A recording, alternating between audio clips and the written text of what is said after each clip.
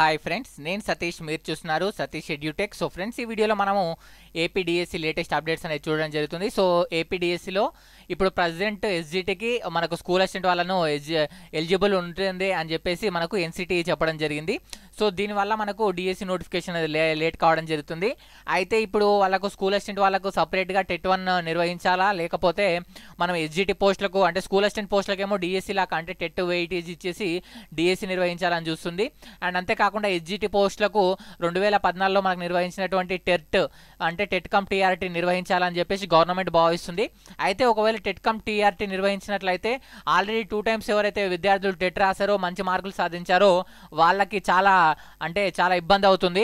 కాకపోతే ఎవరైతే TET qualify కాలేదో వాళ్ళకు ప్లస్ పాయింట్ అనమాట, ఎందుకంటే వాళ్ళు డిఎస్సి కూడా ఎలిజిబిలిటీ అవుతారనమాట. సో దీన్ని దృష్టిలో ఉంచుకొని అంటే నెక్స్ట్ దీనిపైన ఏమైనా కేసులు అయ్యే అవకాశం ఉందా లేదా అనే దాన్ని దృష్టిలో ఉంచుకొని దీనిపైన వాళ్ళు ఫాలోఅప్ చేయాలనుకుంటారు. ఒకవైపు ఇప్పుడు బీఈడి వాళ్ళకు ఛాన్స్ ఇవ్వకుండా ఏమన్నా అప్లికేషన్ అంటే మనం అప్లికేషన్ స్టార్ట్ చేద్దాం, నోటిఫికేషన్ ఇద్దాం అనుకుంటే దీనికి సంబంధించిన ఎన్టీసీ ఆల్రెడీ జియో రిలీజ్ చేసింది. సో జియో రిలీజ్ చేసినందుకు ఒకవేళ గవర్నమెంట్ మనకు బీఈడి వాళ్ళకి పర్మిషన్ ఇవ్వకుండా నోటిఫికేషన్ రిలీజ్ చేసినప్పటికీ దానిపైన కంపల్సరీగా బీఈడి వాళ్ళు కోర్టులో కేసేస్తారు. దానివల్ల వీళ్ళు నోటిఫికేషన్ పైన అప్లికేషన్ పైన స్టే తీసుకొచ్చే అవకాశం ఉండడం జరుగుతుందన్నమాట. దీనివల్ల ఎస్జిటి వాళ్ళ దాంట్లో కాంపిటీషన్ 100% పెరుగుతుంది. ఓకే, సో ఈ ఎస్జిటి కాంపిటీషన్ అనేది చాలా వరకు పెరుగుతుంది. ఎందుకంటే ఆటోమేటిక్గా వాళ్ళు ఒక సబ్జెక్ట్ పైన గ్రిప్ ఉన్నప్పటికీ చాలామంది స్కూల్ అసిస్టెంట్ సబ్జెక్ట్ పక్కన పెట్టి మరి ఎస్జిటి పోస్టులకు చదివే అవకాశం ఉంటుంది. ఎందుకంటే పోస్టుల సంఖ్య స్కూల్ అసిస్టెంట్తో పోల్చుకుంటే ఎస్జిటిలో ఎక్కువ శాతం ఉండడం, అండ్ అంతేకాకుండా బీఈడి అభ్యర్థుల్లో ఎక్కువ అనుభవం కలిగిన వాళ్ళు ఉండడం దీనికి ఒక కారణంగా మనం చెప్పవచ్చు అనమాట. సో ఫ్రెండ్స్, ఇప్పటివరకు అయితే గంటా శ్రీనివాసరావు గారు చెప్పింది ఏమిటంటే ప్రస్తుతానికైతే నోటిఫికేషన్ మేము పోస్ట్ పోన్ చేస్తున్నాము, ప్రస్తుతానికి దీనిపైన మాకు నివేదిక రాలేదు. ఇంకోటి పైనుంచి ఇప్పుడు ఈ డిఎస్సి లేట్ కావడానికి ఇంకో రీజన్ ఏంటంటే ఆర్థిక శాఖ క్లియరెన్స్ ఇవ్వకపోవడం. ఆర్థిక శాఖ క్లియరెన్స్ ఇస్తుంది 10,000 పోస్టులకు అని అందరూ అనుకున్నారు. అయితే ఈ 10,000 పోస్టులకు క్లియరెన్స్ ఇస్తుందా లేదా, లేకపోతే కేవలం 5,000 పోస్టులకే క్లియరెన్స్ ఇస్తుందా, ఇదొక మరి సందిగ్ధంలో ఉంది. మరి చూడాలి ఈ డిఎస్సి నెక్స్ట్ దీనిపైన అప్డేట్స్ ఏమొస్తాయో చూడాలన్నమాట. వెంటనే ఇప్పటివరకు అయితే గంటా శ్రీనివాస్ గారు చెప్పింది ఏంటంటే ఆర్థిక శాఖ వద్ద ఉన్న పెండింగ్ ఫైల్ను మేము క్లియరెన్స్ చేయడానికి ట్రై చేస్తున్నాము. అది ఫాస్ట్గా క్లియర్ అయిన వెంటనే ఒక లాయర్లతో దీనిపైన ఒక మీటింగ్ అనేది ఏర్పాటు చేయడం జరిగింది. సో త్వరలోనే దీనిపైన మేము ఒక అవగాహనకు రావడం జరుగుతుంది. తద్వారా విద్యార్థులు మంచి ప్రిపరేషన్లో ఉండండి. ఓకే, సో మేము దీని గురించి ఏమైనా అప్డేట్స్ ఉన్నట్లయితే మీకు వెంటనే తెలియజేస్తామని చెప్పడం జరిగిందనమాట. గవర్నమెంట్ ఇంకా ఇంతవరకు అయితే దీనిపైన ఏం స్పందించలేదు. సో మరి టీఆర్టీ అనేది ఒక కొత్తగా ఇప్పుడు ఈ పదం అనేది మనకు రావడం జరుగుతుంది.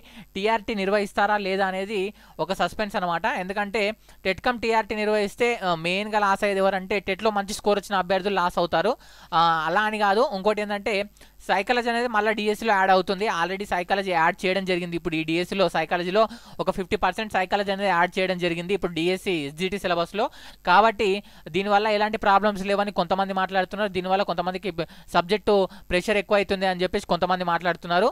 సో దీనిపైన ఇంతవరకు అయితే ఎలాంటి మనకు అఫీషియల్ అప్డేట్ అయితే లేదు. సో పేపర్ స్టేట్మెంట్స్ అయితే ఈ విధంగా ఉన్నాయి. టెట్ కమ్ టీఆర్టీ అని ఇంకా గవర్నమెంట్ అయితే నిర్వహించలేదు.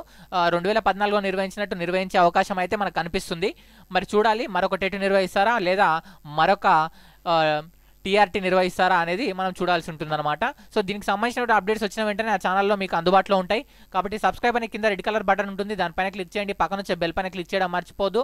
సో నా ఛానల్ ప్లేలిస్ట్ లోపల మీకు Telugu methodology, science methodology, psychology classes and maths classes and అంతేకాకుండా మొత్తము ప్రీవియస్ క్వశ్చన్స్ అనేవి మీకు అందుబాటులో ఉంచడం జరిగింది. టెట్లో డిఎస్సిలో వచ్చినటువంటి ప్రీవియస్ మొత్తం క్వశ్చన్లు కూడా మీకు అందుబాటులో ఉంచడం జరిగింది.